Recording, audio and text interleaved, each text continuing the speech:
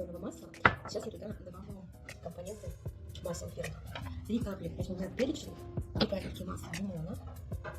По-хорошему взять бы куркумы, масло куркумы, но мне здесь его с собой не оказалось. У меня есть копайба, я добавлю вместо куркумы копайбу. Масло, наша любимая смесь угар. Все это аккуратненько перемешаем. То есть, и сейчас я это масло топленое, оно уже не остывшее, здесь я его добавлю мед. Перемешаем, это еще струя, уже хорошенечко все перемешаем. Благодаря этому, наверное, мы очень быстро выздоравливаем, то есть 2-3 дня, и все как обычно.